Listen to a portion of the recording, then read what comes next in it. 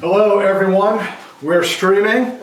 Welcome to the Team House. I'm Jack Murphy here with Dave Park. I was waiting for you to introduce me.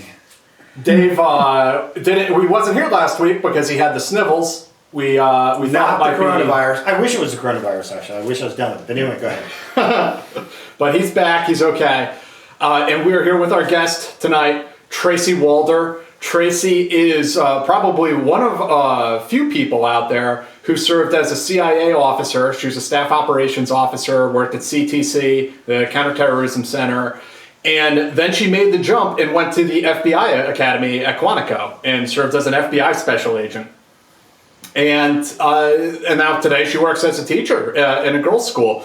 So there's a lot to talk about here. We were going to talk about, we've got to show off the book here.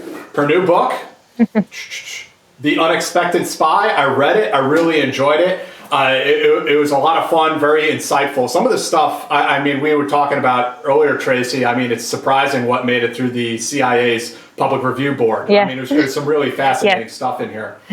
But beyond that, Tracy also worked countering biological terrorism at the CIA's Counterterrorism Center. So that was kind of her background, one of her specialties.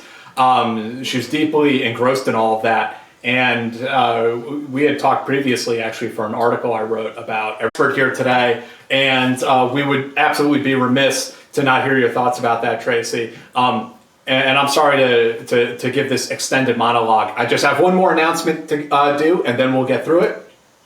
We have a sponsor here at the Team House. What? Slowly but surely, we're growing. So I just wanted to talk about them for 1 minute. It is Ned's. It is a wellness company, and they offer a number of hemp-based products. And I was, to tell you the truth, kind of skeptical about them. But the company reached out to us. They said, let us send you some things, try them out, see what you think. And I started using this hemp oil, and it actually has done wonders for me in helping me sleep. It is not like marijuana. It does not get you high, none of that. And I don't like marijuana myself. It doesn't make me feel good. It puts me in like a coma. It's not nice. But this just kind of relaxes you a little bit. It has less than 0.3% THC in it. So it just kind of mellows you out a little bit, helps me sleep. I get a much deeper sleep than I normally would. So like I said, I was quite skeptical about the product, but I've actually been using it for about 2 weeks right now, and it's been very beneficial. So Ned's is now a sponsor of the podcast. And if you guys want to go and check them out, you can try CBD products for yourself. They offer a special for our podcast audience. You go over to helloned.com/code and enter code into checkout for 15% off your first order plus free shipping. So that is HELLONED.com/code to get 15% off your first order plus free shipping.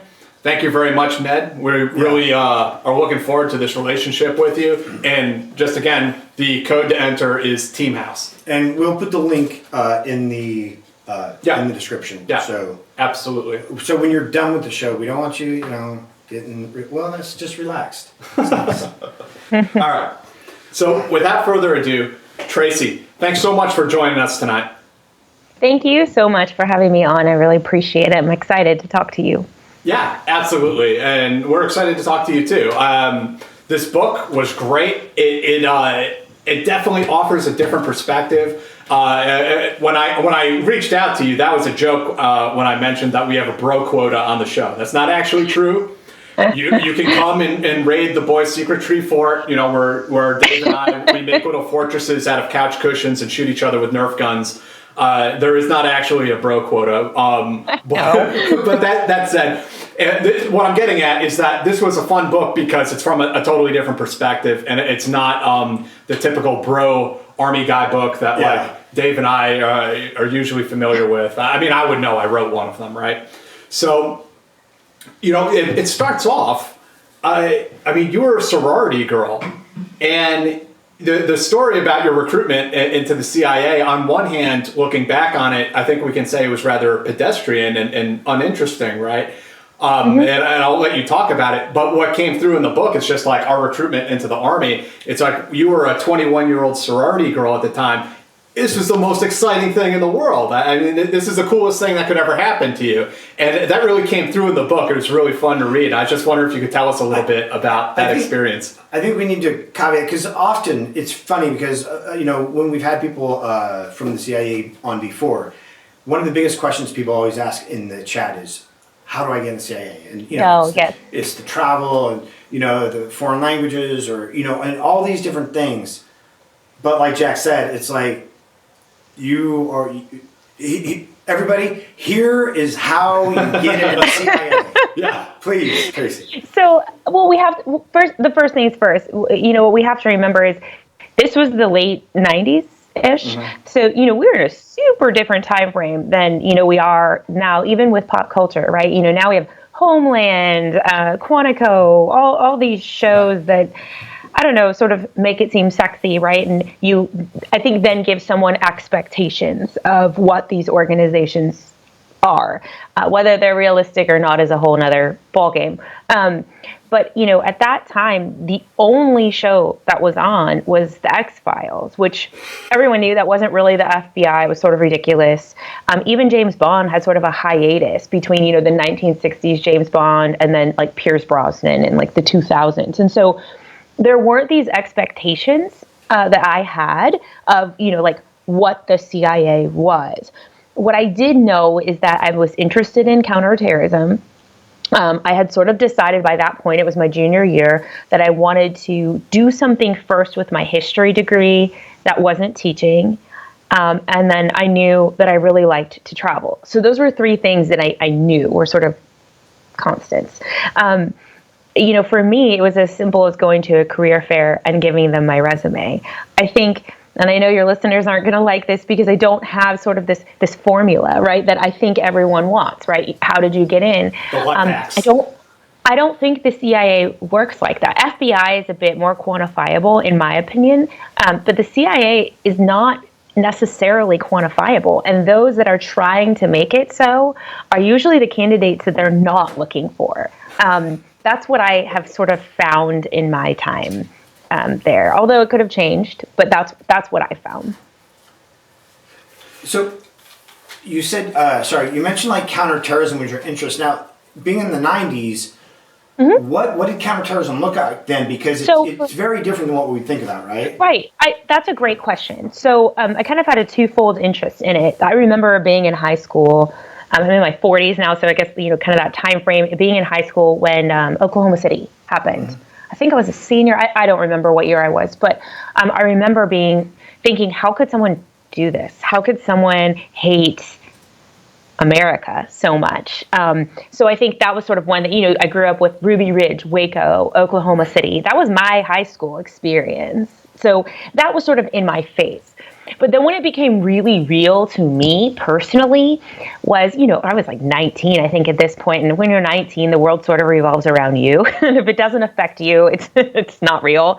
And so when I watched Peter Arnett and Peter Bergen interview Osama bin Laden in that cave in 1997 in my sorority house, it became about me because he issued his fatwa against Americans then, but he also talked about his hatred of Jews, and I'm Jewish. And I think for me, that really sparked my interest in thinking, well, who is this guy? Why does he hate us so much? Where is he from? And so that's what sort of got me on the, I would say, more foreign terrorism interest, if you will, because it became, I guess, selfishly about me, which is terrible to say, but that was the truth. Sure. Well, it starts from a personal place. Yeah. Of course. Institutional. Was, now if you talk about counterterrorism, everybody knows what you're talking about, there's this thing. Were you sort of, kind of a rare person in that time and space 100%. In college? So at that time, the CIA was also structured like really differently. Centers were like a newer thing, sort of late 90s. You started getting, counterintelligence center had sort of always been there, but you started getting a counterproliferation center, a counter-narcotic center, a Counterterrorism Center, because I think they started realizing that these are, what we call transnational issues, rather than what we used to call it, like the Russia house or, the North Korea house, right? Like organized by countries. They started realizing that things are a little bit more fluid. And so when I got there, the Counterterrorism Center was actually rather new, which I know is very strange to think about, right? Because of our kind of frame of reference now.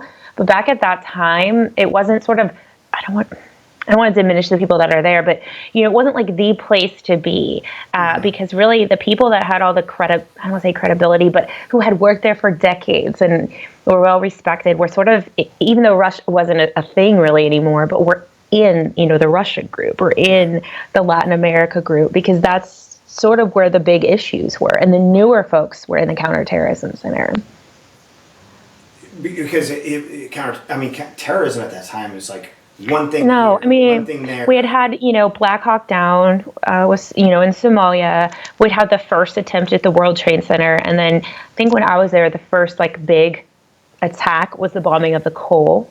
But even then, I don't really think everyday Americans really took notice of that, with the Cole. It was unfortunately servicemen who passed away. And so I think, people were like, oh, that's the military. They're fighting a battle for us. So it was more palatable, I guess, for people. But really, I would say that was the extent of the international terrorism world at that point.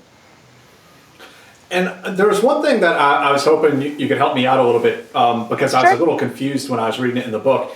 You get recruited, you go through your whole interview process, and I thought it was so awesome that your mom was on board for the whole thing. From front to back. I was really young. I was only 20, so I think some people, it's funny that you mentioned that, some people have really made fun of me for that and said that, if you have to have your mom with you, how could you have possibly done this? But I didn't. It's not that I used her as a crutch. I think I was 20 years old, and she felt that it was probably a good idea to come with me. I don't know. I didn't really think of that so much as I just thought it was cool that your mom was so gung ho about it. This is what you should do. Yeah. But what was what had confused me a little bit was that you get recruited, go through that process, and then it seemed like the next step you had jumped right into some sort of imagery analysis. What was that? Because you said you didn't go to the farm immediately because I guess 9/11 was popping off. So we didn't go to the farm immediately because I think there's also a misconception that you go straight to the farm. Well, it might be different now. I can't. I honestly can't speak for how they're arranged now. I can only speak for how things were, obviously, at my time there. But actually, most folks on the operations side, kind of much to their chagrin, it's not something they usually enjoy, have to do what they call desk work. And sometimes that can take up to a year before they're cycled into the farm. And that's exactly what I was doing. That was the norm at my time. Again, now people may go straight into the farm. FBI, you go straight into Quantico. But that's just not at the agency how it worked. So we, it was pretty normal for us to have this pretty heavy rotation. I think in the one chapter, I get in a screaming match with another individual in the middle of the street. And he was pretty pissy because he had been waiting a really long time to go to the farm. And he was rotated into my office. And so that was actually pretty normal at that time. So I'm sorry if that was confusing, but that's how that worked. And so I was doing analysis of terrorist training camps. Basically, that's the group I was working with in the Counterterrorism Center. And you wrote pretty extensively about, and because of redactions and having to beat around the bush a little bit, it's not 100% clear what you were doing, but it appeared to me, or it read to me, that you were watching some sort of real-time video feed of some major battles in Afghanistan, Tora Bora, and some pretty interesting stuff. And I mean, whatever you were doing in that room was so important that you got visited by George Tenet, who was the DCI at the time. You got visited by President Bush. So there was something important happening there. I feel like you could probably figure out what it is. The CIA has not technically declassified that program, but it is definitely out in the press. I have to say that was one chapter. My whole thing with the Publications Review Board was I'm just going to write it and y'all can decide what you want to take out. But I went ahead and read every single book by every single person that I knew that had gone through the Publications Review Board. And then I went ahead and footnoted everything for them.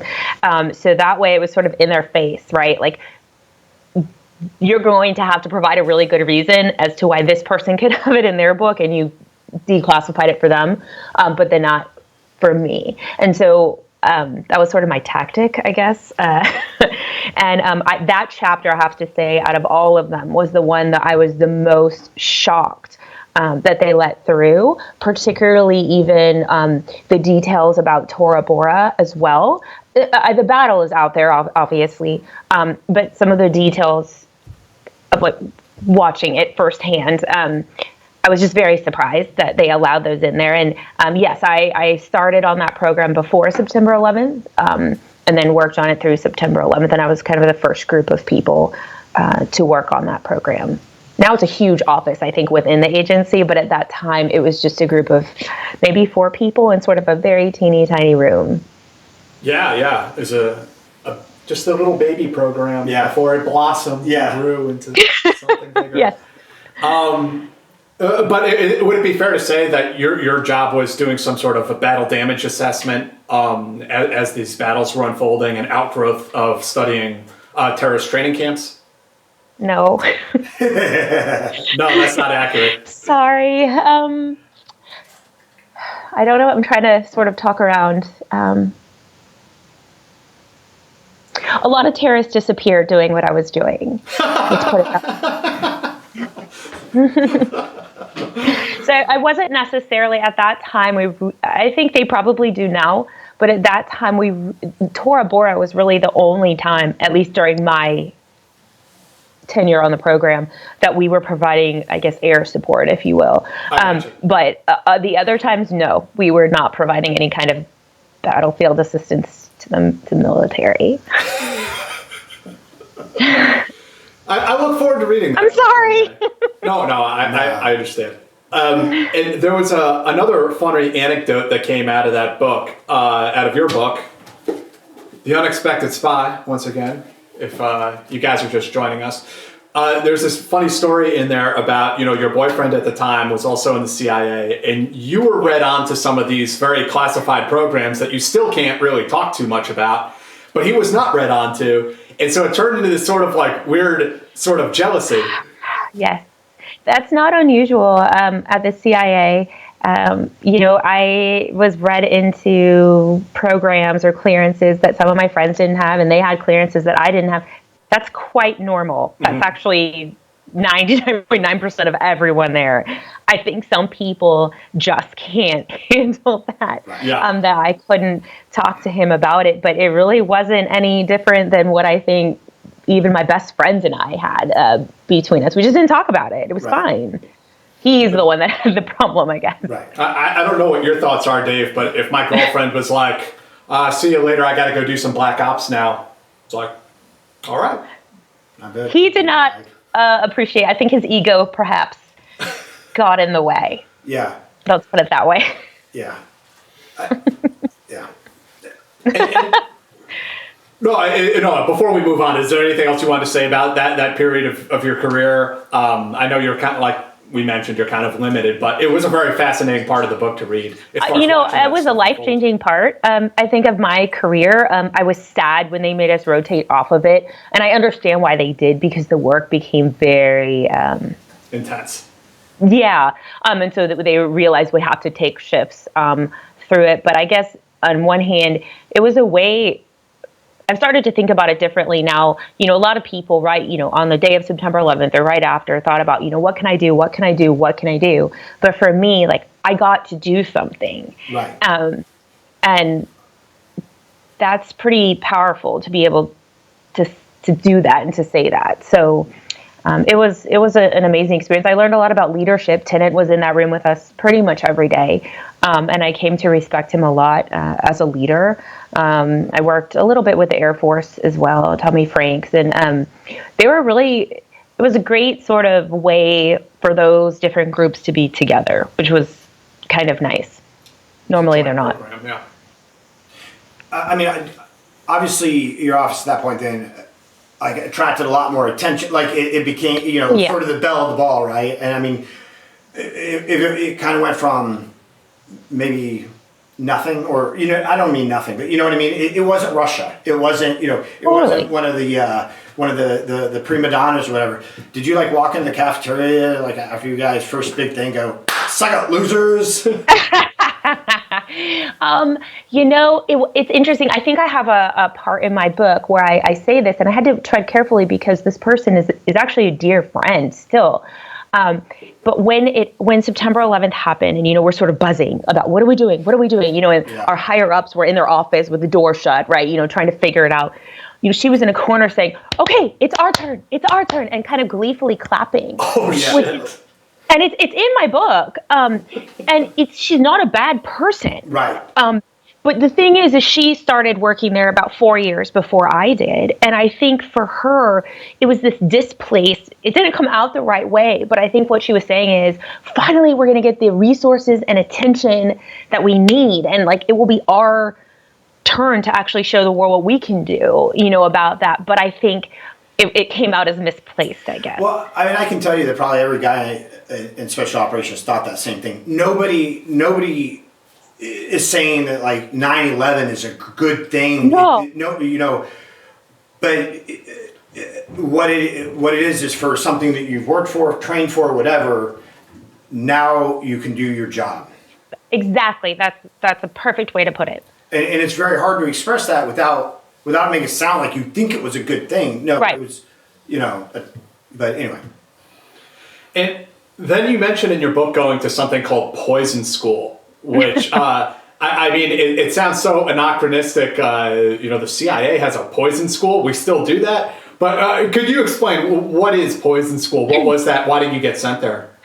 So that's another chapter that I was also surprised made it through. I mean, there's parts of it that are redacted, but I was very surprised that I could, first of all, title it that, and that it made it through.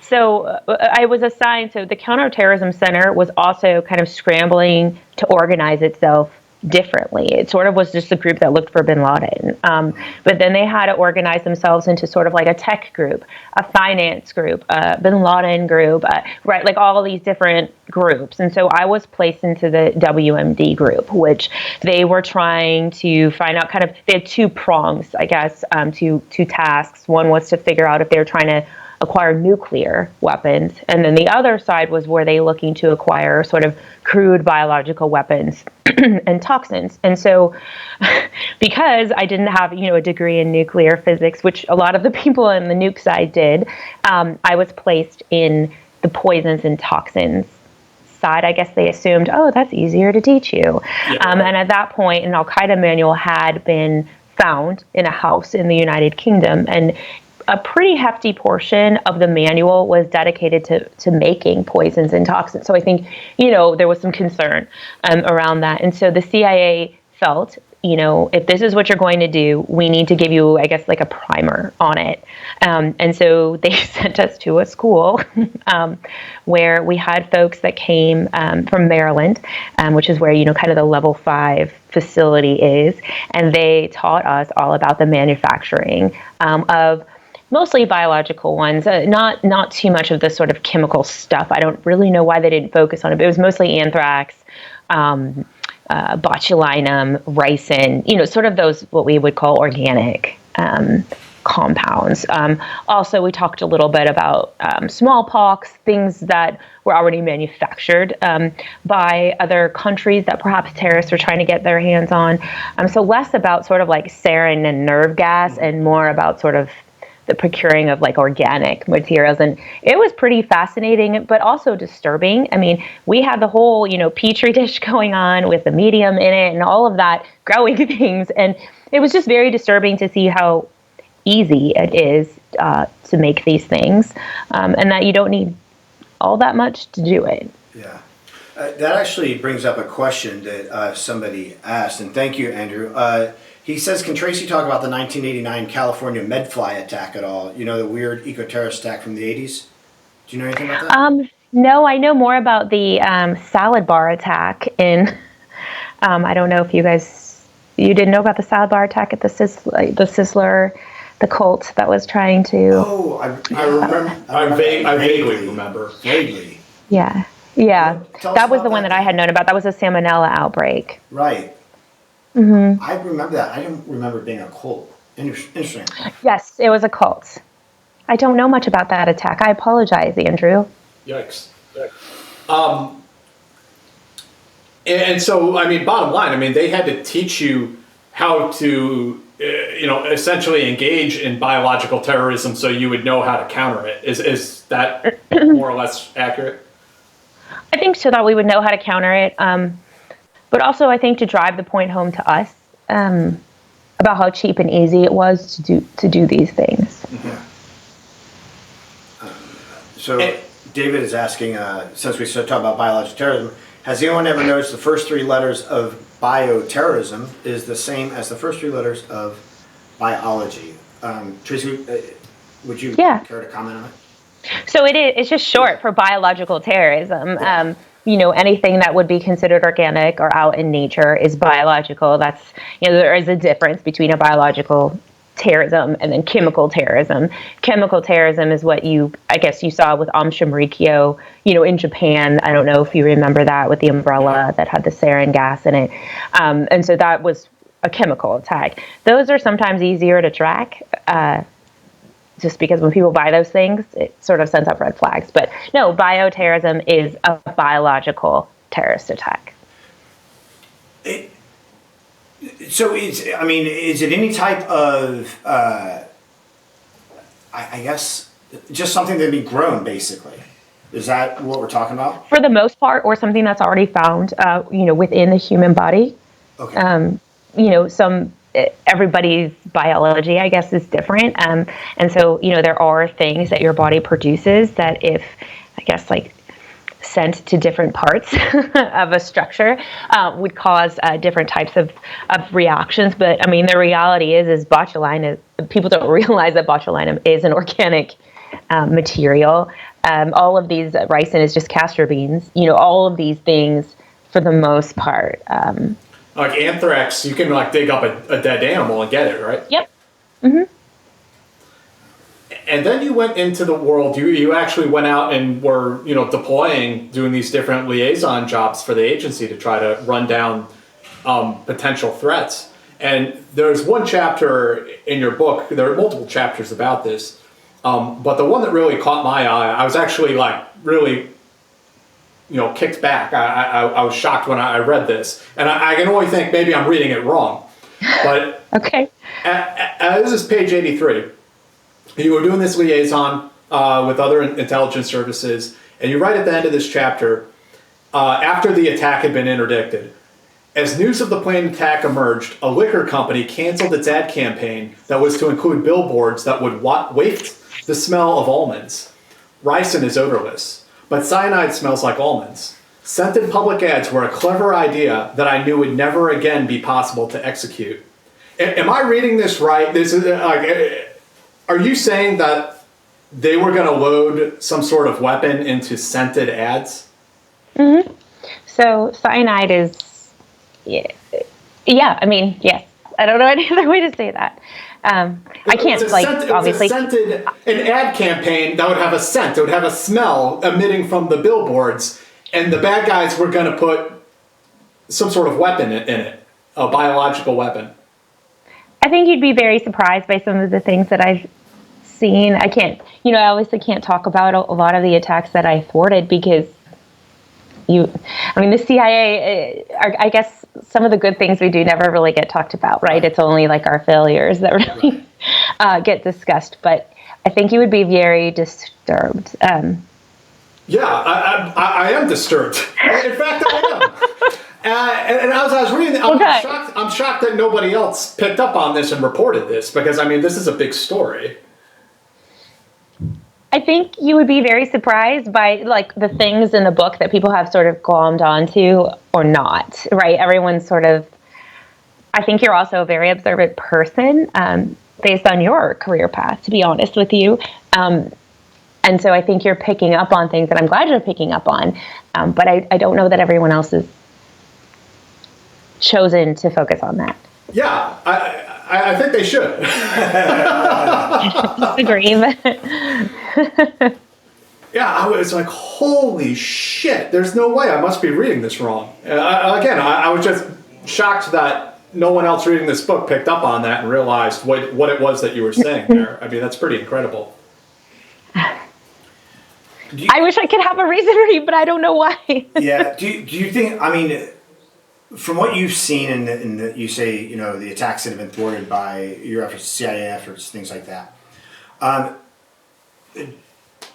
do you feel that, especially in America, that we are generally very placid and not really understanding of the threats that we face on a global level 100%. because of the work of people that pretty much get drugged through the mud whenever there's an opportunity? I 100% agree with you. It's also very frustrating to me.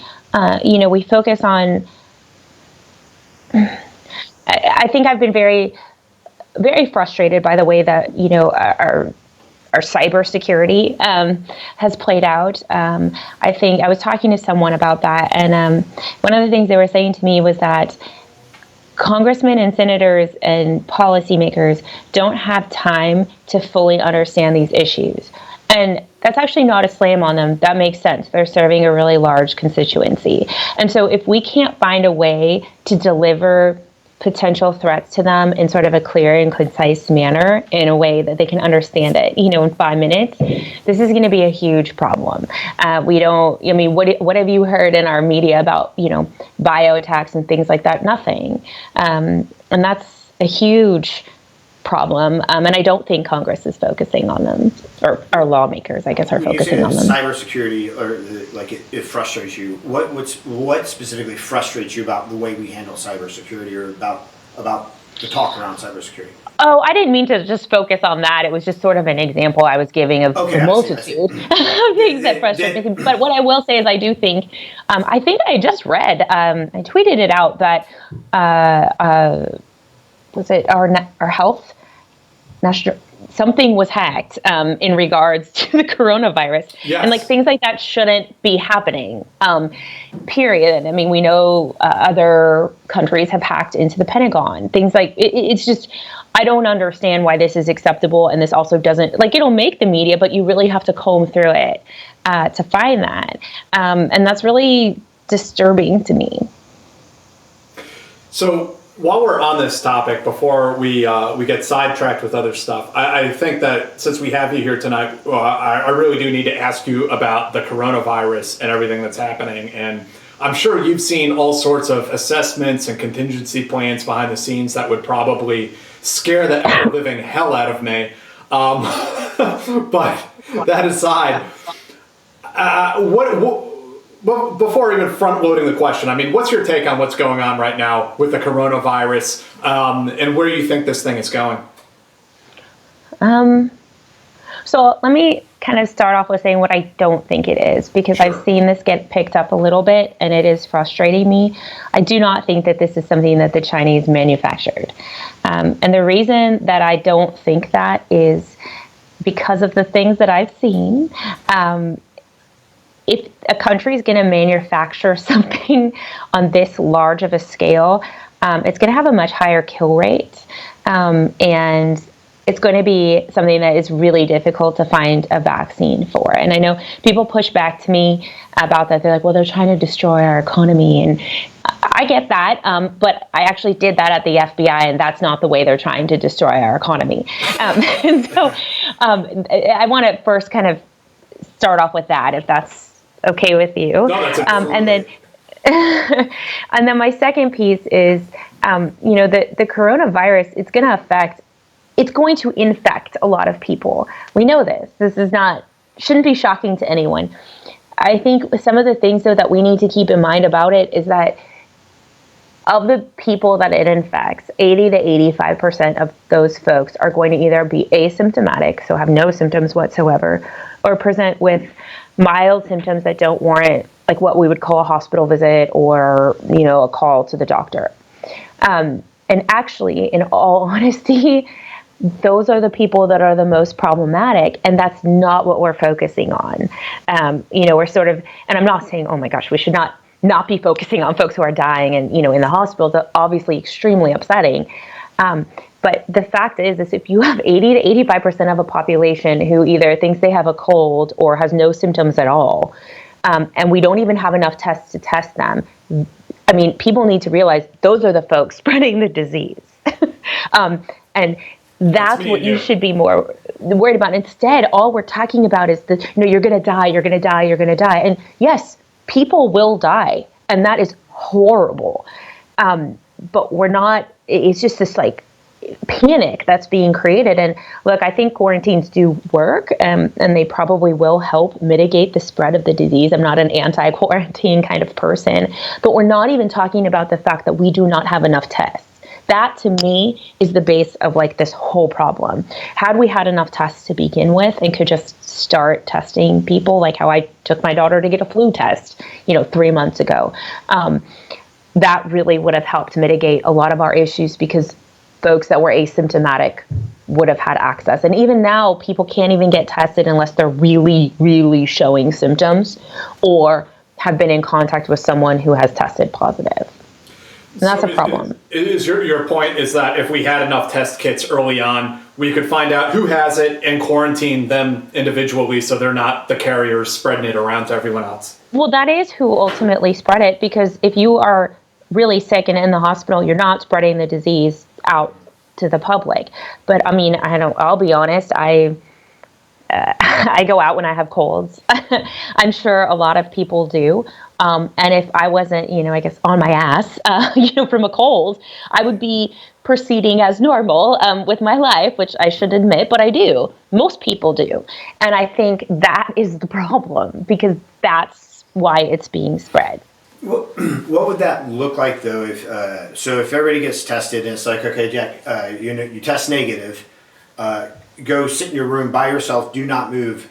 But then he goes and gets food, he goes, whatever, or he takes the subway to work. Then does he get tested again the next day? Or how does that balance out if we did have enough tests? Well, I think the problem is, that would be, I would think, physically impossible to do. I think more the problem is when people were coming here on airplanes and things like that, we didn't have test kits to test them until they were already hospital ridden, which is a huge problem. I think we should have been testing people immediately who are coming off of planes from whatever infected country it was, because to be honest with you, that is what we did with Ebola, and it worked. I know Dallas, we were hit actually by it with someone at a hospital here, but it was contained easily. Obviously, Ebola spreads very differently than Corona, and I get that. But I think we had plenty of Ebola tests available because Ebola had happened before, right? And so we had ways to sort of mitigate that. So what do you think, and I know there's a real danger in this question, of course, but if you were to project, are we overreacting? Are we underreacting? What do you think this is going to look like over the next coming months? I'm worried people are going to really be upset with me. So I think I'm kind of in the middle. This whole panic buying of toilet paper and household necessities, that's, to be honest with you, just really upsetting me deeply, as a member of humankind, that people are doing that. It's unnecessary. No, and I think that behavior is very upsetting to me, and I think that is an overreaction. Now, the idea of asking people to sort of stay away from heavily, populated areas and things like that, I think that makes some sense given how this thing is spread. It's airborne. So I'm sort of, I guess, in this middle ground. Yeah. It's not the end of the world, but there are some pretty grave repercussions. Yes. Right. Yeah, I'm not. I unfortunately I have to be on social media for the show and stuff like that, and a lot of people are like, oh, is now. When do we panic, or is now is the time to panic? It's like, well, I don't think panic is ever the right answer. No, I agree. It makes everything worse, to be honest with you. Yeah. Do you think that, it's because I watch the numbers every day of those infected and those who have died, and they are escalating quite rapidly as we kind of Because we have more tests. Right. But the dead are also, we bumped up to like 100, up by 100 over the last like 24 hours. I mean, do you think we're going to head into this sort of situation Italy is in right now, where in North Italy it is, I don't want to say catastrophic, but if you're 70 or older, I mean, this thing is deadly. Oh, I don't disagree with you. Absolutely, because of the way that it attacks the respiratory system. I mean, for sure. I've never said corona is not deadly. It is. But I think we are in a different healthcare situation than Italy is. I'm not saying we're better. We're not. We have some things we do right and some things that we definitely do wrong. But the whole point of the quarantine is to keep the hospitals free so that folks who are 70 and above and who need respiratory assistance in a hospital can get it. So to me, the fact that we're doing that right now, that's all the reason, I guess, to do the quarantine. It's not really for me, or someone that most likely, if I get it, would have minimal symptoms. We're doing this for the folks that would need that help and to stay out of the hospitals for them. And that's what Italy sort of didn't do soon enough, if that makes any sense. And so they just became overrun. And do you think that's what we need to do right now, is go into like a nationwide quarantine for... That's a good question. So I'm very torn on that, because sometimes, and I think I had told you earlier, I'm too, I just try to be as logical as possible. Yeah. What I'm not understanding is, you're canceling, big events and things like that, sports games, all of that. Why are airplanes still flying then? That's sort of where I'm a little confused. So it's hard to take, for me, a lot of this seriously when like rational decisions are not being made. If you want to shut down the NBA or all of that, I understand that there's close proximity of a lot of people. I get it. But then why are we still allowing air travel? It makes absolutely no sense to me, unless it's obviously for emergency, something. But why are people still able to get on airplanes? It doesn't make sense. Also, with the idea of so are you talking about a national quarantine or like a national shelter in place? Because I view that as kind of two different things. You tell me. You're the expert. I'm here to listen. I just don't understand. Well, you guys are actually the military experts, so I do not understand how you would enforce a national shelter in place. Like, unfortunately, California, yes. Los Angeles. Unfortunately, their mayor, I think it was Los Angeles, mayor talked about arming government officials and making them... No. Yeah. Well, like clerks and stuff down at the mayor's office? I don't know. That's where my parents live, so that's very scary. That's where I'm from, so that's very scary to me to think about that. The thing is, when we talk about this, and you talk about the hoarding, like the toilet paper, you watch these people walk out with all this toilet paper, and it's sort of like, when people prep for a flood. You prep for a flood because you might be out of water, the electricity might go down, there are things you do. People are treating this like that, in a way. And also the toilet paper. I don't know where the whole idea of dysentery came. I don't know what it was about This is not a disease that's associated with dysentery. That's what I'm not understanding. Again, it goes back to my logic thing. Yeah. If you want to stock up on Vicks Vapor Rub, have at it, because it does affect your lungs. Right. But no one's we're not thinking about this. The shelter in place, to me, is that's for an active shooter. That's for a bomb threat. That's for everything. Like, there's a threat. Stay where you are for the time being. How do you enforce a quarantine? Well, on the military side, I'll tell you that the National Guard in many states has been told to prepare for a 30-day deployment. And I don't know if that's been widely reported, but warning orders have gone out. And I mean, as far as enforcement, the National Guard where? National Guard. Yeah, but where? Everywhere, or at least a number of different states. Okay. From people I've talked to. So I mean, between the National Guard and the police, and then potentially the military. But I mean, I'm also sure they're hoping that they don't have to have that much enforcement, that people will more or less do the right thing. But I don't know. What do you think, Tracy?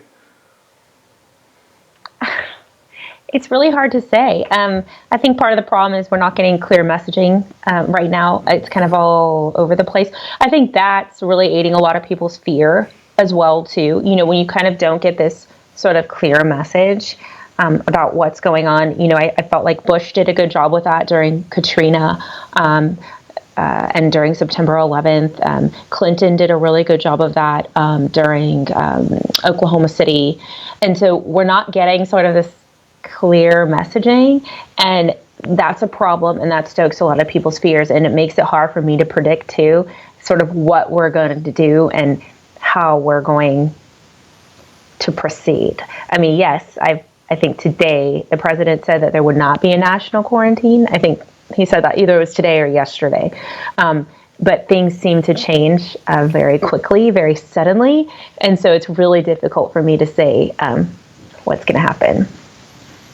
One of the things you had mentioned to me when we talked was that, if it wasn't clear a week and a half ago when we talked, I mean, it's perfectly evident now. You were making the point that what this is doing, what the coronavirus is doing, and our reaction to it, it really shows bad actors out there how susceptible our culture and our society is to the introduction of a biological agent. Absolutely.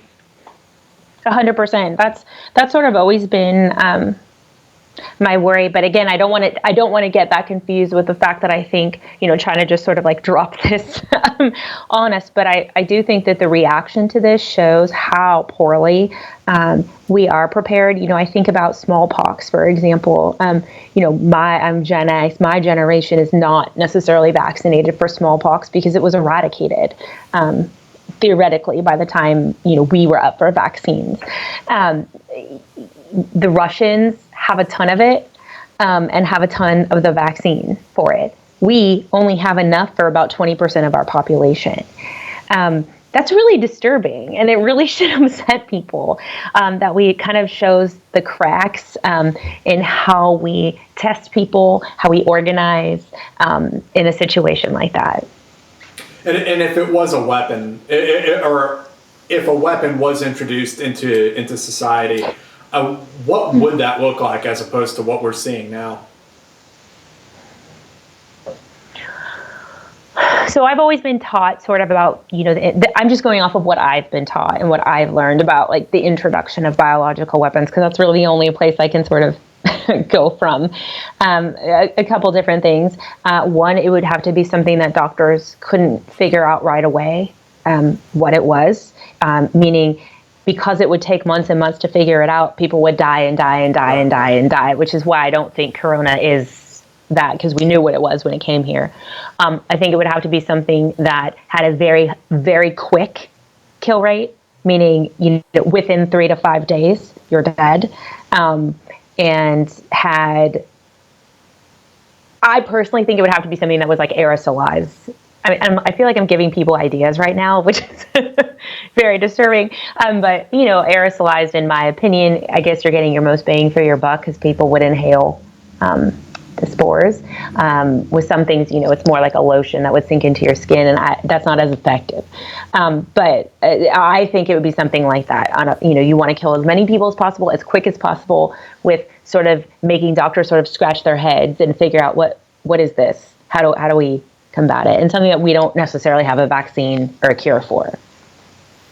I read somewhere that, and maybe that's what you were talking about, 3 to 5 days, that if a biological weapon is too effective and it kills people too quickly, it won't work because it burns out and they don't have time to spread it to other people. Right. But then 3 to 5 days is like kind of your sweet spot, because in that first 24-hour period, people might be either asymptomatic or lightly symptomatic, right? So I guess kind of like me with a cold, right? So going out, still doing things, still able to. And then by the time they realize that they're sick, they've already infected, you know, sort of these larger groups around them. So that's really why you wouldn't want something that, you know, you introduce it, boom, it kills everyone, you know, 5 minutes later. And what's the capacity for a non-state actor to be able to produce a biological weapon like that? I think pretty easy. I mean, I have my own theories, but I don't know that I want to share them on here because I don't want to give people ideas, right? Yeah. You know, I mean, I can definitely talk to you offline about it, but I have what I think is going to be the easiest thing for people to do, but I hesitate to talk about it in a public forum because then I worry if I'm going to give someone this bright idea, right? But I mean, I guess the answer to the question then is that it would be fairly easy if they had the knowledge, the background knowledge. And it's really, you just Google. It's really not that hard. And being that you have, like, in your mind you have this idea, do you also have a strategy to combat it, or is it just kind of like it happens? Which is actually super funny. It's funny that you mentioned that. I used to have my students every year, and they hated me for it, but they ended up liking it. In my class that I teach on terrorism and national security, they would have to conduct a CIA threat assessment on a specific terrorist group's biological attack capability, and in that assessment, they have to provide solutions. And then, each one was like 10 to 12 pages. So we put those in a huge bound sort of book, and we would send those out to our local politicians who never really seemed to care. But yes, I have bookfuls of solutions from very gifted young ladies of how to combat this. Are those available anywhere? Or could you share some? I can mail you some. I have some. Yeah, I mean, can you share with us, what should our government be doing to protect us from biological weapons, in your view? It's a hard thing to answer because it's kind of the same way that I answer when people ask how to stop ISIS. Those are two things that are really difficult. ISIS likes that whole Lone Ranger. How are you supposed to track that? Same thing with biological weapons. Now we have limits on like fertilizer purchases and things like that because of Timothy McVeigh and purchasing ammonium nitrate. But, acquisition of castor beans here and there over a period of time isn't going to, so it's not that I don't know what our government can do. I don't want to seem hopeless, but I think our government just doesn't even understand that this is a problem and what the problem is. So I think that starts there, right? The sort of education piece. But then I also think, too, we need to look at securing things where people are in closed spaces all the time, and sort of their air filtering systems and their air conditioning systems would be super easy. But we're not necessarily thinking about that. But again, Americans don't want to live sort of in a police state. It's this weird line that you have to sort of walk. Is it also, do you think, kind of a budgetary issue, in that, it's a possibility, but like the government, the state government, local government, federal government doesn't want to fork over the money for a potential threat? I don't disagree with that at all. I think that's how even terrorism was treated in its infancy, right? With this potential. Well, the Russians already did something, so we'll give you money for that. But this potential, and then they do something. Oh, okay, we'll give you money for that. So no, I agree. I think part of it is budgetary as well. And also, I think you had mentioned to me that it's also a question of like what Americans are willing to put up with. Like if you wanted to put America into quarantine 2 months ago, probably when it would have been the right time to do that, they would have been like, hell no, like this is draconian. Our government can't do this. Now they're willing to do it because they see the threat, but now it's also kind of too late, right? Well, and it's funny because, I mean, obviously you guys grew up in this, I grew up in what it was like to go through, we didn't even have TSA, but airport security, right, prior to September 11th. We all remember that. Yeah. But one thing I do make my students do, because even my seniors, right, who are 18, they don't have that like knowledge, right? I make them watch, unfortunately on YouTube, you can watch the September 11th hijackers on CCTV actually go through the metal detectors. And I make them watch that because I think they need to understand, because a lot of them are like, oh, well, Bush sort of made airport security more. Bush, like, that's so easy to play Monday morning quarterback. Well, when you see how easy airport security was, no, we wouldn't have been okay with that. I don't even know if I would have been okay with that, with the kind of rigid security that we have now. And so I try to show them that as sort of like a platform of what we have now. And before we move on from all the biological weapons and all this stuff, there was one other moment in your book that I wanted to ask you about for two reasons. The first being that a number of people at the CIA have spoken out over the years about how people from Cheney's office were coming down harassing you guys about Iraq. But then also that relates to Ansar al-Islam in northern Iraq. And that ties into our next guest next week, Sam Faddis, who was on the ground in 2002 for the paramilitary operation. They were sent in before the invasion to take out Ansar al-Islam. And I think he's pretty pissed about some of the decisions that were made. And I think you can speak directly to that, can't you? I think he would probably agree with me. I think. I don't know. I think so, too. Yeah. It was pretty horrifying to see sort of what was going on and sort of being hounded for connections to the Hussein regime, I guess, by terrorists. We have no evidence of that whatsoever. And I think it's what allowed ISIS to ultimately form the decisions that were made by that administration. To watch Colin Powell with our chart, on the floor of the UN was just. And it was your chart, right? It was on your computer, and they came and plucked it off. No, it was.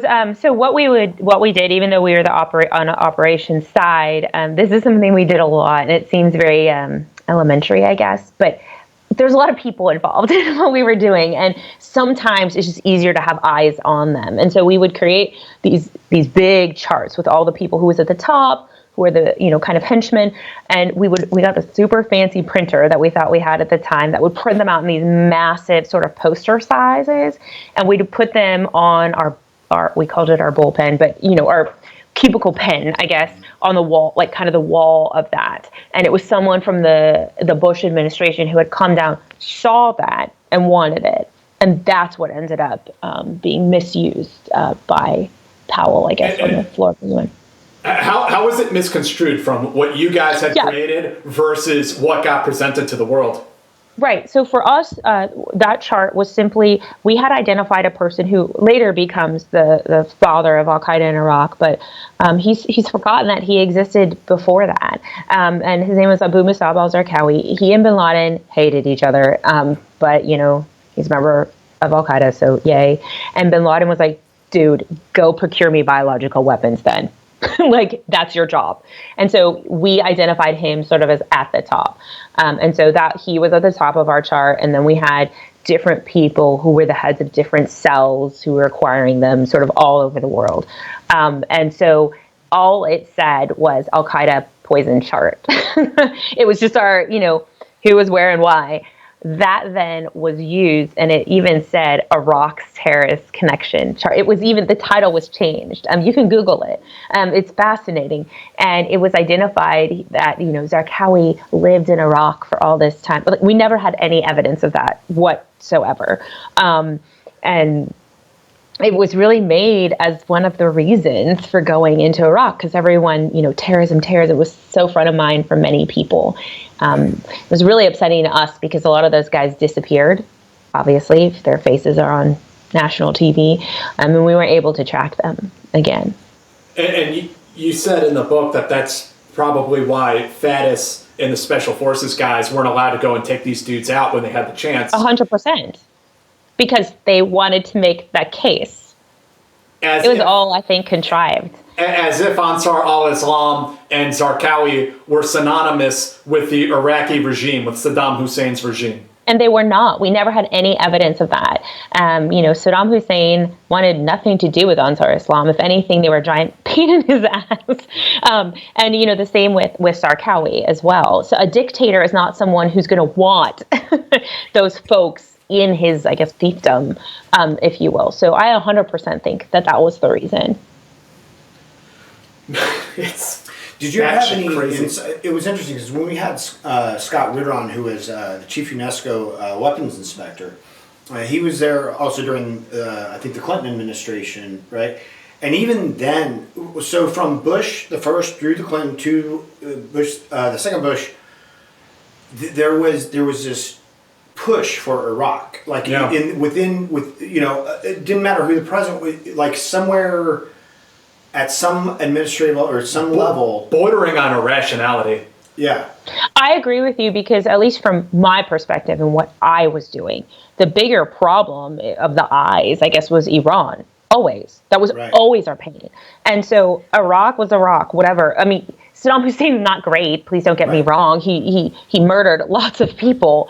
But from a terrorism, I was just looking at it from a terrorism lens. He was not someone that I viewed as problematic for my, I guess, assignments. Right. Yeah, you write here in your book, the CIA did not betray the White House. The White House betrayed the CIA. Well, they did, and the White House really can't defend themselves, I guess. But I tried to. The CIA can't defend themselves, but I tried to in that book. I didn't think they'd let that chapter in, but then I thought, well, they did probably because it makes them look good. I don't know.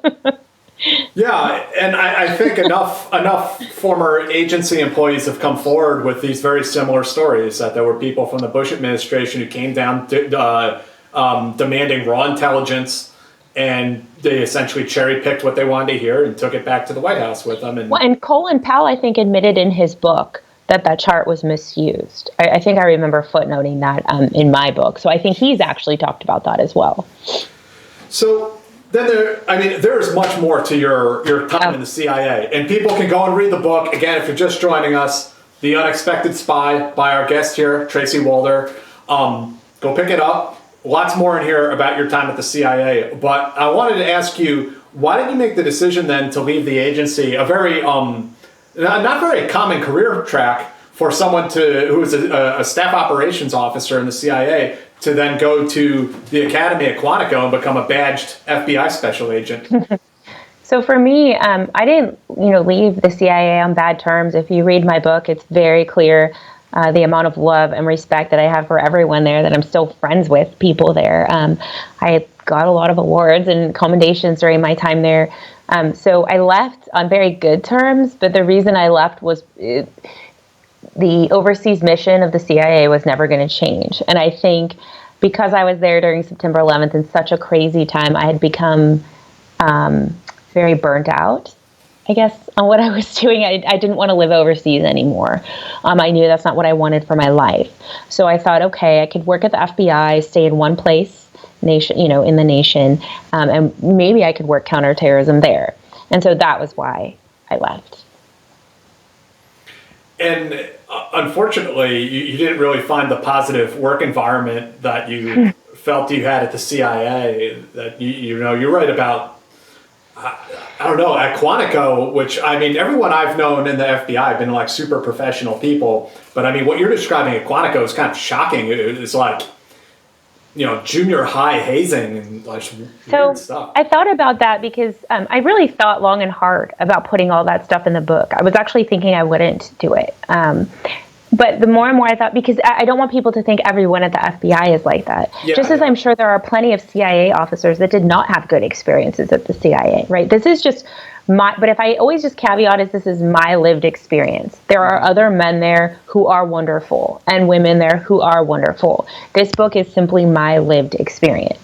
And so, yeah, it was pretty bad and pretty shocking for me because I had never had any problems whatsoever when I was at the CIA, and I guess I just expected FBI to be the same. And I recently found out that there is a lawsuit moving through the Equal Opportunity Office of 17 women for gender discrimination at the FBI. So it is still going on.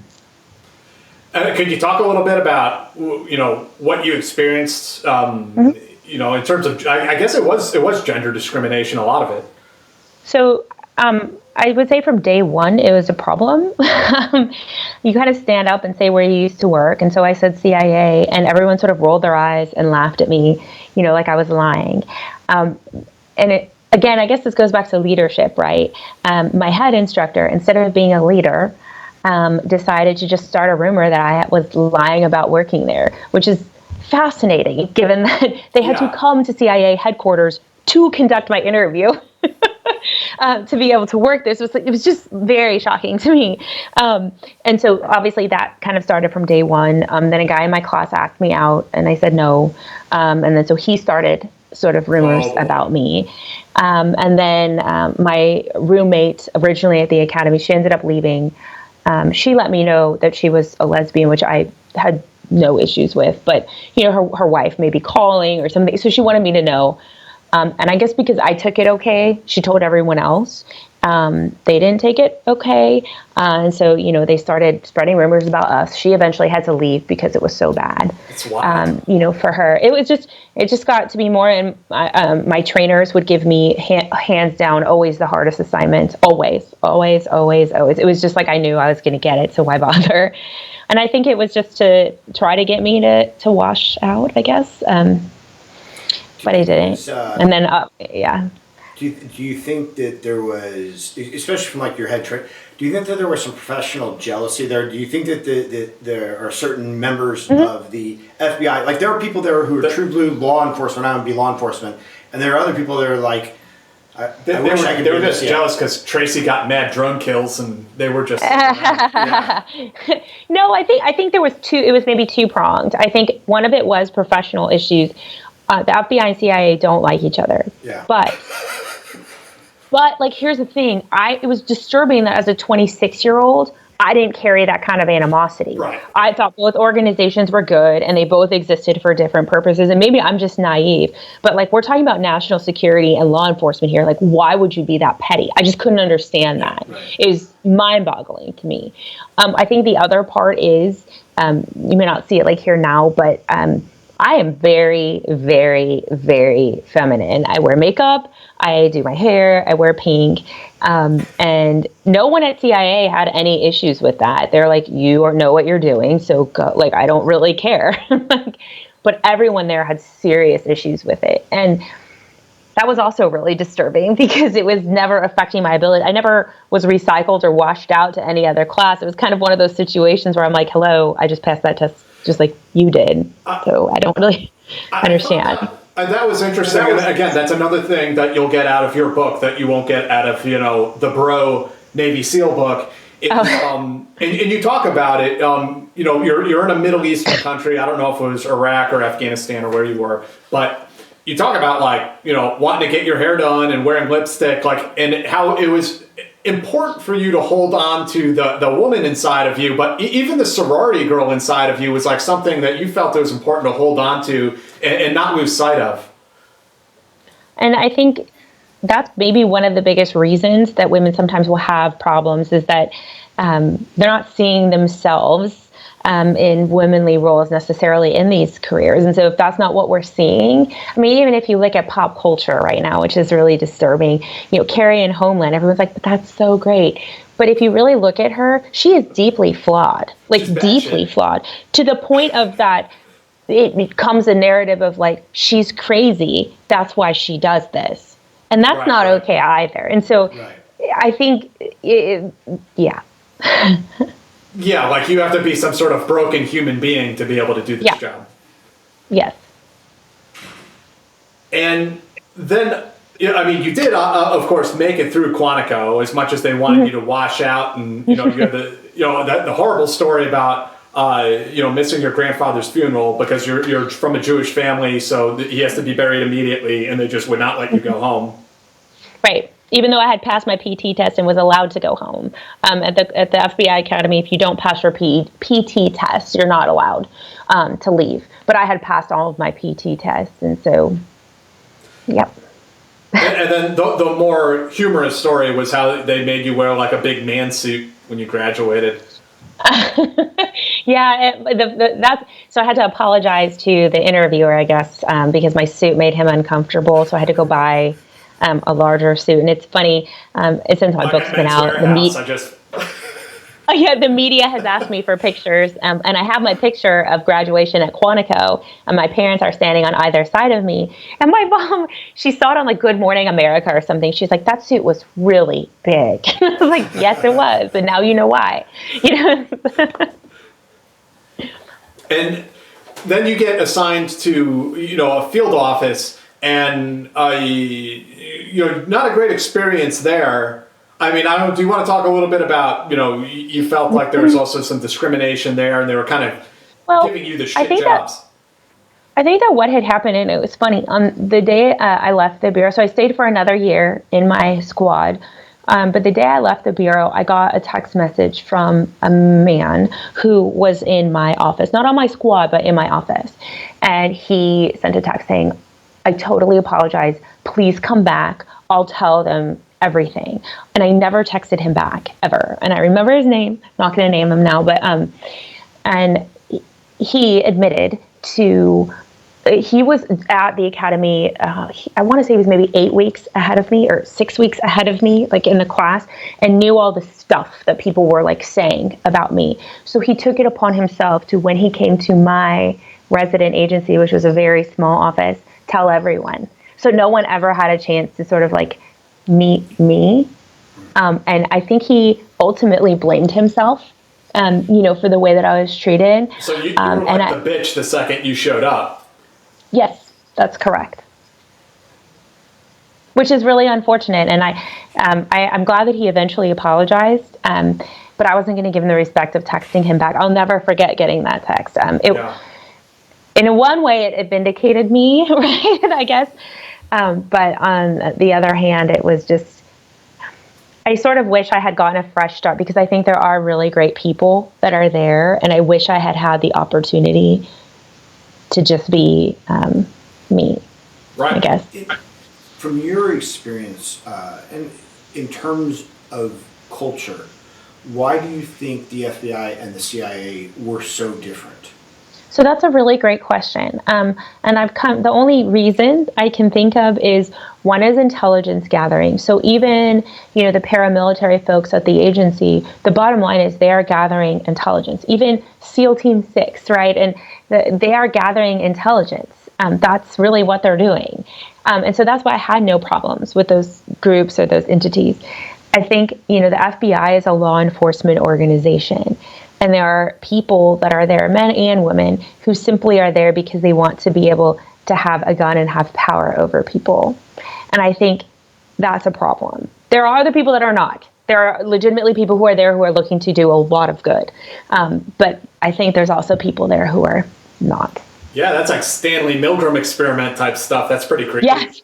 I also think, like, especially with the FBI, I don't know. I've told you before, like, if you go on an op and the DEAs are like, hey bro, whatever. You go on an op and, somebody else is there, hey, what's up? You go on an op and the FBI is there, it feels like you're driving down the road with a cop behind you, like, am I doing anything wrong? Just because it's like...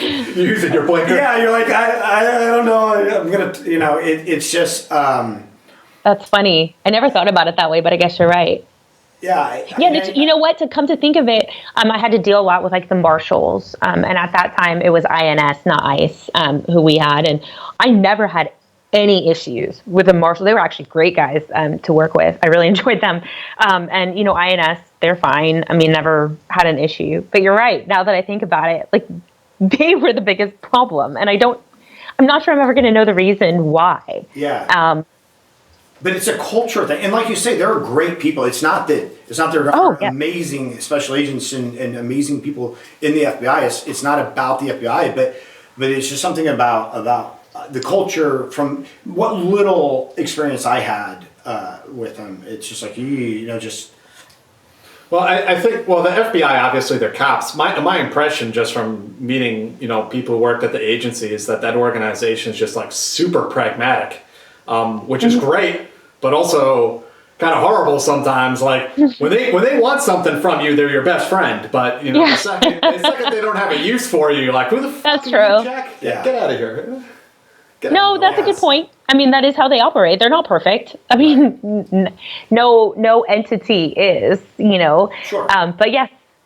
And probably it goes the opposite direction because it is so individualistic and so even interpersonally competitive in some ways and stuff like that, and because it's not law enforcement, and a lot of times you're operating in foreign countries outside of any U.S. laws or whatever, where the FBI might be a little too anal or whatever, the CIA is not regulated, can go off the rails, or individual elements of it can go off the rails.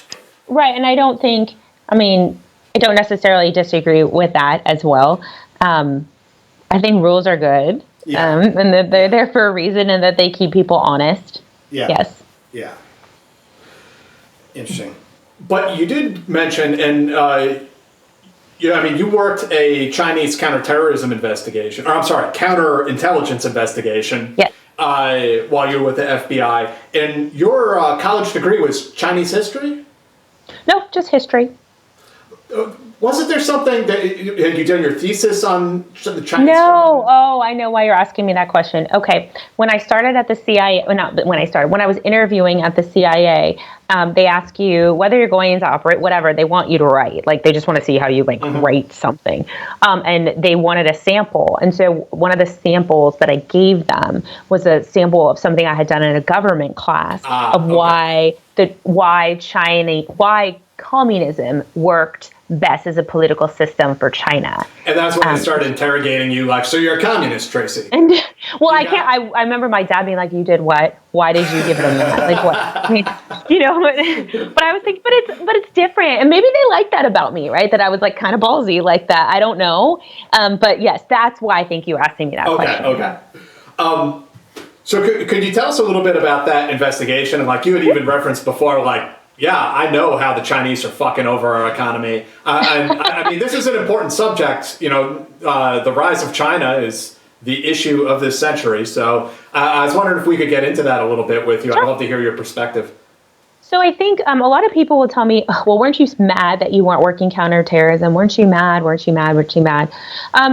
I think for a second I was bummed, because I really liked counterterrorism. But now looking back at it, I'm glad that the FBI didn't have me work it, because I got to sort of explore another threat, I guess, that our country has. And I found out that the reason they put me there was because they needed my security clearance. I had to work in a small skiff that was within our resident agency, if that makes any sense. So it wasn't TSSCI and all that good stuff from right. And most FBI agents don't have all of that, and so they just took my clearance over from the agency, which is fine. But what was really cool, and I came to see, is that CI cases like that are very rare at the FBI, and it's rare to be able to kind of see them, all the way through. And so, that was interesting, and I learned a lot about sort of their motivation for doing what they did. This is Ty and Chi Mac, and we found out that he had been working at a defense contracting company for decades, actually been in the U.S. I think 28 years. Became a naturalized citizen and was taking our radar cloaking technology for submarines and giving it to China. And we realized he was living in squalor, extremely frugal, even though he made like six figures, at his defense contracting firm. Now, it's Southern California, so I understand, but you should be able to live decently there. On that, we found out that he's a Maoist. He was a staunch Maoist, and he believed in the communist government and the supremacy of China, and he was not being paid for doing what he was doing. He was doing it purely for the government. And I thought really cool things. I got to dumpster dive in the back of trash trucks, and I know some people think that's gross, but I liked that kind of stuff. Wasn't beneath me. I thought it was really interesting. We did surreptitious entries into his house and things like that, which, that was, I don't want to say cool. That's not the right word for that, it's but cool. It was such an... It's cool. Oh, it was a great thing, to be able to be a part of. And the reason I can talk about it is because he has been brought to trial and all of that. And I think CNN did a whole show on him as well.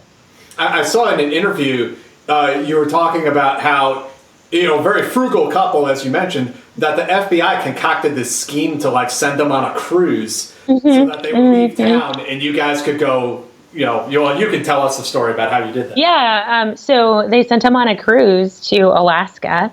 And, because he won it, right? It's free. Why wouldn't you do that? So a bureau couple, we had a couple actually that worked in our office. They weren't on my squad, but they were a couple that was in our office. So they sent the two of them with them. And I was like, that's really nice. You're able to go on like a free cruise without your kids. Wow. And so they sent them to sort of like watch over them, I guess, make sure they weren't doing anything shady. And then we were able to go into their house, install listening devices, cameras, those kinds of things. So, can you describe how that works? Like, this is the FBI black bag office that goes in there with a locksmith. And I mean, no, really, I mean, how does that work? So, well, but there's a lot of stuff that's in the lead up to it, right? I mean, Right. you have to observe their neighborhood patterns because they have lived in that same house, I think, for 15, 16 years. So, you know, the neighborhood like knew them, even though they kept to themselves, the neighborhood knew them. They knew what time their lights came on. They knew what time. And so, I mean, you have to sit on that neighborhood like all hours of the day for a really long time. Like you have to know what time their next door neighbor wakes up to pee in the middle of the night, right? Because you wouldn't want that to be the time that you're like making a lot of noise entering into the house. So I think those are sort of the things that I guess don't get talked about a lot that are obviously super boring. It's not fun to sit there for 12 hours and watch what they're doing. The meticulous planning that goes into it. Yes. In a movie where like one person might go in and pick the lock and go in and plan all the bugs and everything, is that sort of how it works, or do they bring in like a technical specialist for each type of thing? Exactly. It's a well, they may have changed. I don't know. Sure. But it was a technical specialist for each type of thing. It wasn't, you see in the movies this one person who's like breaking into the house and like doing all of that. And I think the only movie I've seen that actually does a really good job of showing that is actually Zero Dark 30. It does an excellent job of showing that there's like a technical team that's on the terrorist's phone. There's like, there's all these different, it's not just one person who's like getting involved in all of this stuff. But yes, it was trying to maintain all these specialties all at once. Right. Yeah. No. You want to get some questions real quick? Yeah, we'll get into some questions. I just want to give my little sales pitch to people who are watching, people who are joining us halfway through. I'm Jack, this is Dave.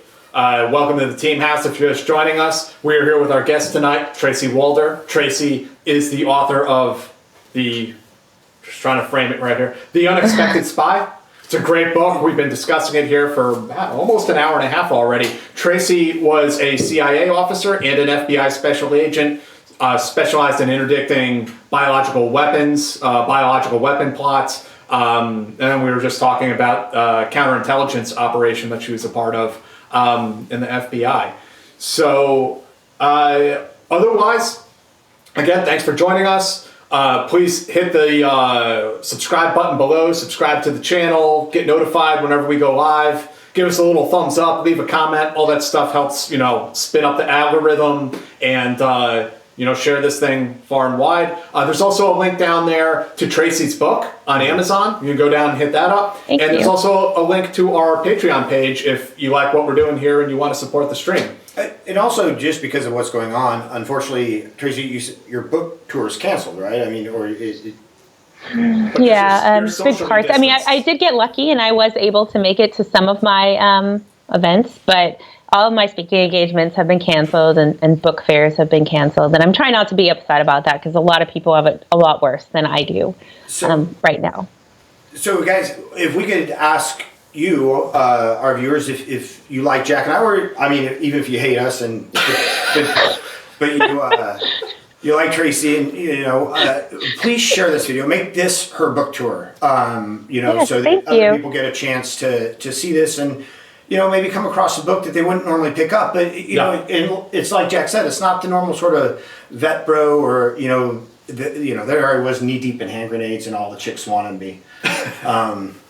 But that's going to be my autobiography. All false. All right, questions. Yes, questions from the board. Okay, Andrew Dunbar. So basically, we're going back to the almond scent attack. Okay. So basically, every Abercrombie and Fitch store is equipped to be the epicenter of a terror attack. Yes, I guess so. With them spraying their perfume bottles, I guess, at you every time I guess the same could be said for, department store fragrance officials as well. So yes, very good point. Andrew, somebody should hire you, man. David Maynard, and thank you. Are there any movies or TV shows that accurately depict the bioterror threat? That is a really, really good question. Part of this is my fault. I don't watch too many shows like that, to be totally honest with you, because I'll end up getting frustrated, or just think it's ridiculous. So off the top of my head, I cannot think of like one right now, but most of that is my fault because I just don't watch those kinds of shows because I get irritated. Yeah. Do you get, what irritates you? Is it the how they miss everything, or how it's obvious? Yeah. And how it's made so silly and trivial. And look, I mean, like Quantico, for example. Quantico, look, I don't have a problem if you want to put sex in the equation, but like, it is like all they talk about all the time, 24/7. And like, if you really are at Quantico, that's truly the last thing that you have on your mind. And so it's just, it frustrates me and it irritates me. And so I'm just like, I don't want to watch it. Sorry. No. Very good answer. Perfect. Thank you. Andrew, did Breaking Bad portray... Shit, I need to wear my glasses. Did Breaking Bad portray Rice accurately? Never have watched Breaking Bad. I know, you guys, I'm terrible. I'm not into pop culture at all. Guys, watch it with pop culture. I never finished Breaking Bad. I got to see it. I've never seen it either. Sorry. You know what? My husband loves it. He thinks it's like amazing. And he also likes Homeland, but I don't watch either of them. So I've never seen Homeland either. The first season of Homeland is amazing, really great, but after that it just like no. Okay. Horrible. Let's see. Anything else in there? Anything in the chat? Andrew is asking, does Tracy have thoughts about the September 2019 explosion at the Russian Vector Lab, which is one of the only smallpox repositories? Oh, yes. My students had a lot of thoughts about that as well. So what is he asking? Like, does he want to know if I think they were doing something nefarious there necessarily, or? I probably just thoughts in general. Like, what's I think they were 100% doing something nefarious there. I think they got kind of, I guess you can say, caught with their proverbial pants down, if you will. I don't think they, purposely made that explosion. I think someone made a mistake and an explosion occurred. And as a result, the world sort of found out, I guess, about what they were doing. No, I 100% think that the Russians are trying to weaponize smallpox for sure. Yeah. And I think they just got caught. Why do you think the Russians are still pursuing a WMD program? I mean, we have those programs, they have those programs. I mean, I guess it's still the residuals of the Cold War. But I mean, in this day and age, why the hell are they trying to weaponize smallpox? What the hell for? To mess with us. I mean, have we not seen what the coronavirus, and I, again, do not think this is something that the Chinese started, but have we not seen what this has done to the American psyche, like what this has done to the economy, what this has done to, I mean, I think it's less about killing people, although smallpox will, but it's less about, dropping a nuclear bomb on us. I think really those days are sort of over. And I think it's more about this psyops, I guess, if you will, or, psychological operation. And speaking of like psychological operations and the coronavirus, do you feel that the coronavirus itself specifically is responsible for eroding the economy, or do you feel that it's more sort of the reaction from both sides, fed by the media on both sides, that is creating something? 100%. 100%. But I think, again, we've just showed the world what our media will do in a situation like this. Like, does that make sense? And so I think if there was attack, they know it has this force multiplier, right? That just makes it even bigger than it ever was. Because when you have media on both sides, I'm not trying to politicize the issue at all, stoking mass hysteria. But look, I get it too. I mean, if people are on quarantine and businesses are not open, people aren't buying things, right? Because they don't have certainty in their employment and their paycheck and their job. And I get that. That's natural. That's going to happen in a situation like this. But kind of the other stuff, no. Right. And it's funny because, we talk about these troll farms or bot farms and things like that. And it's like, what's the point? We don't need them because our media will do that job for them. Some of it. Exactly. Yeah. I agree with you 100%. So, Ian Hutchinson, thank you very much. Is there a strategic vaccine manufacturing capability or reserve manufacturing capacity? For what? There wasn't anything specific here, so... Well, maybe he's talking about what I had said about smallpox, how we have not... so with the smallpox vaccine, yes, could we start like pumping it out very quickly? Yeah, we did that with Ebola. I don't know if people remember back to that. We actually, I mean, is anyone surprised by how quickly we came up with a vaccine for a very complicated virus? I know I am, but that is because we do have like the strategic capability to be able to do it. But one thing I guess we have to kind of like pray for is if something like smallpox hits or whatever, that not everyone gets infected that quickly so that we can actually like make enough of the vaccine. Interesting. And then, let's see here.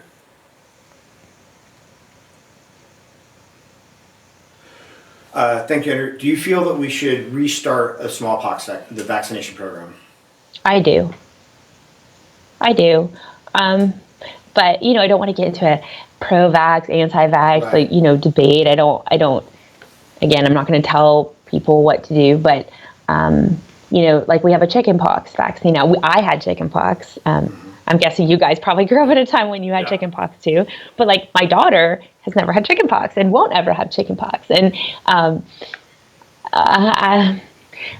glad we eradicated smallpox. I think that's great and that's important. But now we have an entire generation of people that are, 45-ish or 40, who and under who have no immunity towards it whatsoever. And eventually, the baby boomers will die off, and then you're left with like kind of the Gen Xers. And then everyone else doesn't have. I think we need to be starting it back up, but that might be an unpopular point of view. The crucible of childhood just isn't what it used to be.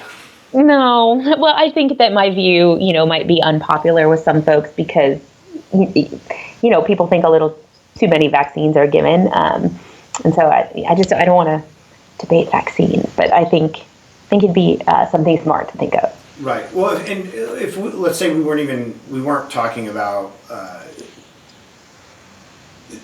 what anti-vaxxers and vaccines, well, not that argument, but just in terms of public health and the potential of smallpox being turned against us intentionally, that it might be a good idea.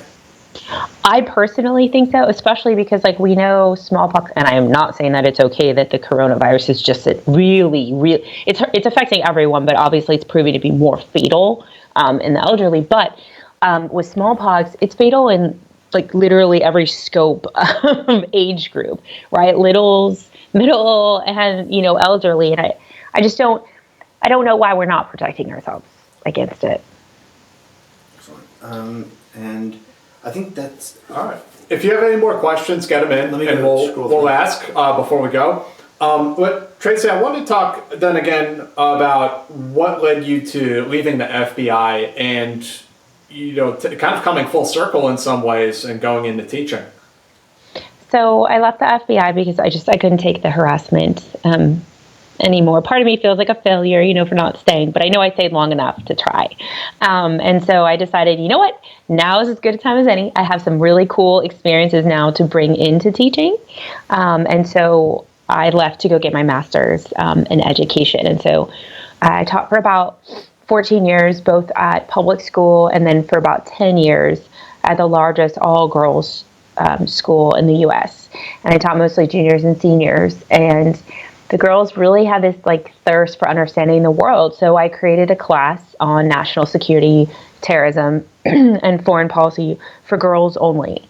And as a result, it was funny, I did a talk at the Spy Museum a couple weeks ago, and 25 of my former students came because they're now working at, the State Department, the CIA, the FBI, the military. And it made me so happy, obviously, to see them in the audience, that my class had that effect on them. But I left teaching actually just in January because of my book. I couldn't sustain it anymore. And so now I sit on the board of directors for, it's a nonprofit, nonpartisan organization called Girls Security. And I write curriculum and we bring it out to nationwide now to schools on these issues. And they do war games with a group called the Dames of War Games, which is pretty great. So, I mean, how does that work? You're essentially like writing, student doctrine, if you will. And how does that get floated into the educational curriculum? So one of the things that we do is I sit on the board. I think I'm one of the only members on the board that's been a teacher as well. And so because I taught in the social studies, I help align the curriculum to, I use the standards of like California and Texas, which are the two largest sort of consumers of education. So I align it to their sort of social studies standards. So that way when we couch it to teachers, they're much more likely to like use it in a classroom if they know that it fulfills the educational standards that they know their kids are going to be tested on.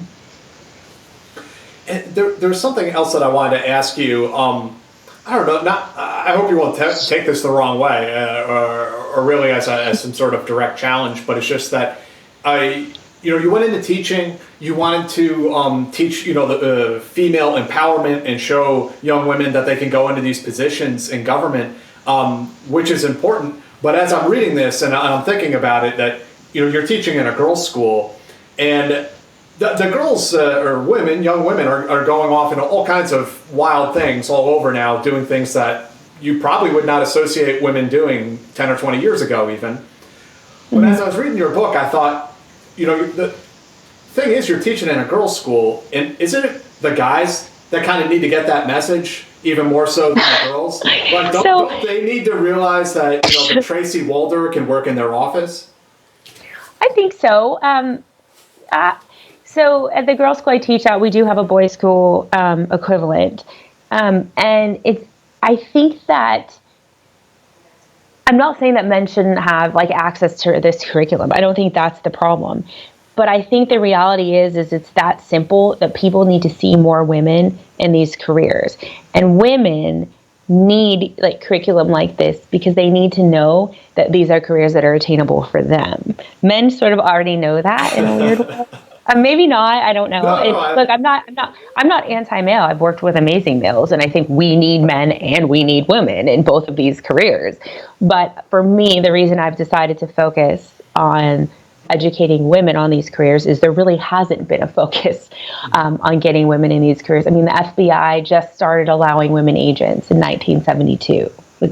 I was born in the 70s. It's not that long ago, and so I think, and the CIA had the petticoat panel in 1955, and we're just sort of making these strides, but it's going to take time, and that's why I've kind of chosen to focus on women. Yeah, no, that's a good question. I don't take it the wrong way. It's a really good question. No, I just had this thought because I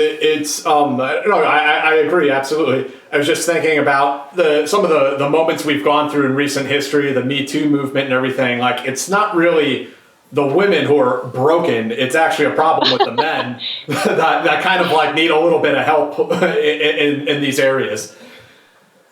I think that, I don't know, I'm not going to, sit here and I guess shit on men, because that's not, I know. I have a pretty incredible dad and a pretty incredible brother who have done nothing but encourage me to sort of, pursue these careers. So the men I've had in my life have been really awesome role models. So I don't know. I don't think men are 100% the problem all the time. Just sometimes. Just sometimes, yeah. You expressed earlier that you always held on, and you always held on to your femininity. That was something that was important to you. And do you feel that? So when you go to an office like an FBI or something like that, or when a woman goes there and does her job, it kicks ass, is professional, but still wants to wear pink, still wants to do her hair and do makeup, and then she gets treated a certain way. Do you think that discourages other women from sort of being themselves? And it's like, okay, look, if I'm going to be in a man's world, I have to conform to some form of masculinity. Which is why the women in my class, even though there were only 6 of us out of 34, which is why the women were just as bad to me as the men. Because for them, it was either sort of join the gang or not. Right. Yeah. So women can be pretty terrible too. Right. I had a conversation, or a very similar conversation, with a friend of mine, and he was telling me about the women that they brought into JSOC to, initially back, and maybe it's changed a little bit, but it's called the Advon Troop in Delta Force, and they brought in women in the 1990s to break up the profile of male operators who were doing reconnaissance. And my friend, he ran the selection, or he helped run the selection course for the male operators, and then at one point he was involved in the selection course for the female soldiers who were involved as well. And he said that the women who did the screening and selection were just absolutely ruthless and actively trying to weed out all the female candidates who came into the course. This is the problem. This is why women will not succeed if they don't get it together. Stop doing that, because you're jealous, and there's all these different things that come into play. Like, men don't do that to each other for the most part. It's really a woman thing, and until we stop that, we're not going to get ahead or achieve equality, and that's a big problem. I totally agree with that. Yeah, I thought that was kind of like shocking to me, where like they, instead of like behind the scenes rooting them on, like, yeah, my girl's gonna make it, it was like, man, fuck her, she doesn't belong here, we don't want her here. And he was like, hey, that's like really destructive. Like, we have this program, we need women in this unit. It's really destructive to have that attitude. That we don't want any of them here. And they're like, oh, well, we don't care, whatever. And you would think from a leadership perspective, if you see that type of behavior going on, you're like, well, how is she going to operate with other women out in the field? I mean, because we can't have that type of disharmony amongst teammates, No, I agree with you 100%. It's a huge problem. And, I would say at CIA, we were pretty encouraging of each other. We didn't have sort of this, like I said, still two of my closest friends were bridesmaids in my wedding. Like, I'm still like very good friends with a lot of them. And so it was weird to see that at the FBI, because we really didn't have, at least I did not experience a lot of that when I was there. It was odd. Tracy, I want to give you the opportunity to talk about anything else you wanted to before we finish up here. I guess the last question I had, and a lot of people I think don't realize this, is that there are a ton of women in the CIA. Yes. A lot of people just don't realize it. They do have that image that you talked about, that it is a totally male-dominated organization, even though, the DCI today is a woman. Well, and I think now that's changing. I think the DCI is a woman, but I also think, and I could be wrong, virtually all of the major directorates are also headed by women. Really? I could be wrong, but I thought I had read that somewhere. And so that's great. And yes, the CIA obviously doesn't publish their gender profile numbers, but I will say that there were no shortage of women when I was there. And I think maybe that's why men didn't act like assholes, because they're everywhere. There's not just a few of them. They were sort of everywhere. And even where there weren't really women in places like sort of the ground branch or air branch, they never treated women badly. And they always respected the information that we were giving them, or, the operatives that we were showing them or exposing them to. Like, I never had any problems, because I think they were just so used to the fact that, like, or they're also just decent humans. I don't know, but we never had these issues. And there are a ton of my group, for some reason, did have more men than women, but a lot of the other groups had more women than men.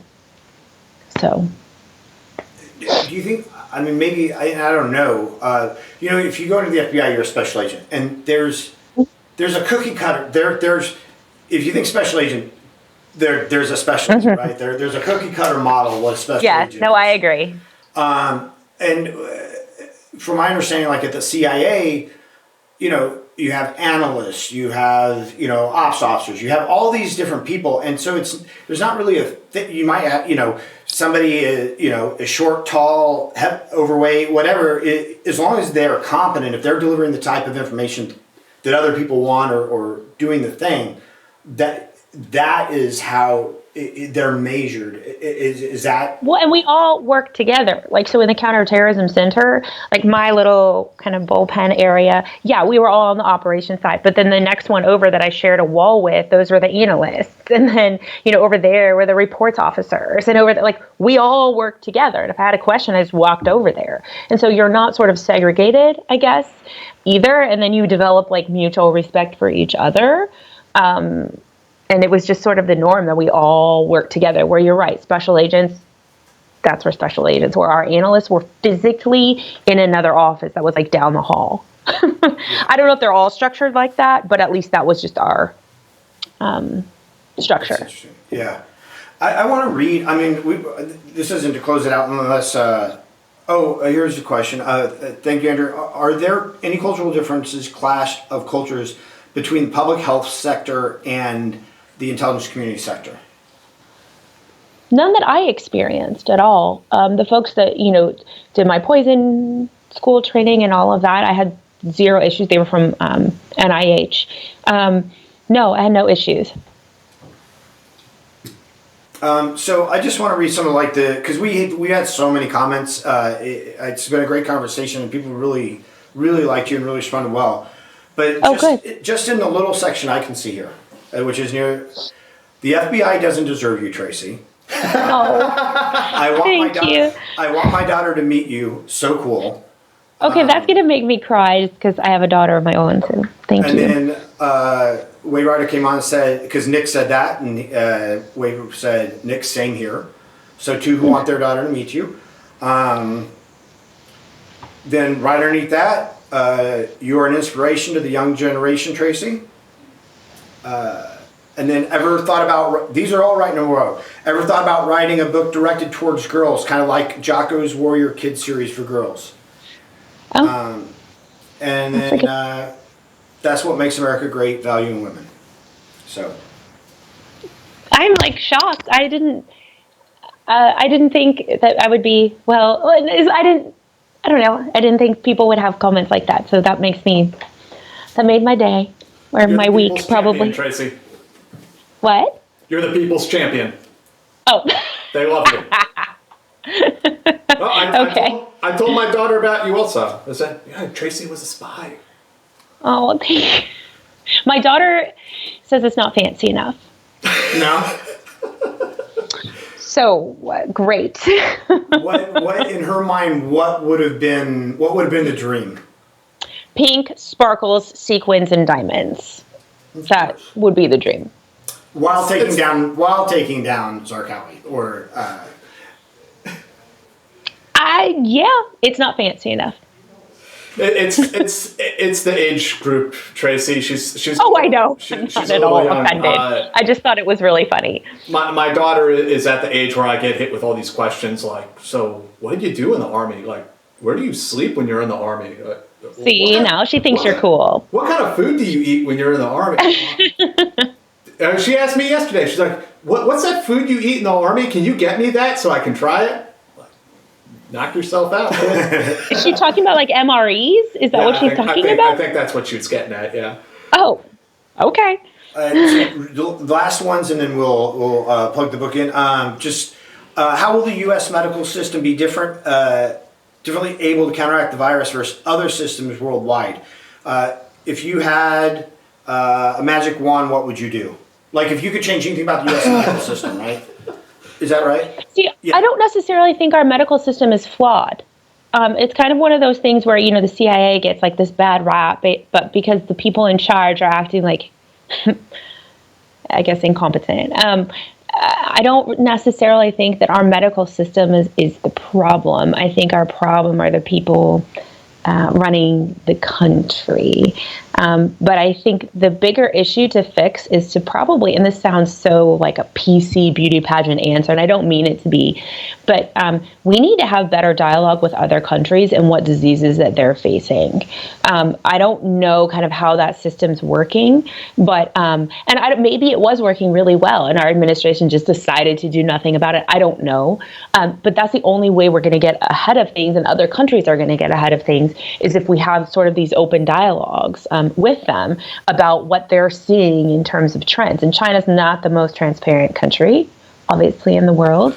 But if I had a magic wand, I mean, there would be reports every season about, what are we seeing, in these countries. They would compile it all together and be having, I know, we have summits through the UN about these things, but I think we need something different and something that's actually more enforceable, I guess, about this.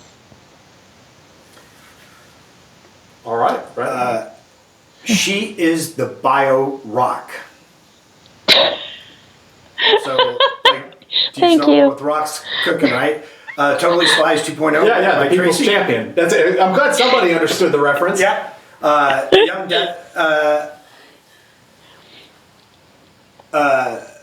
Yep, definitely Totally Spies. PHP.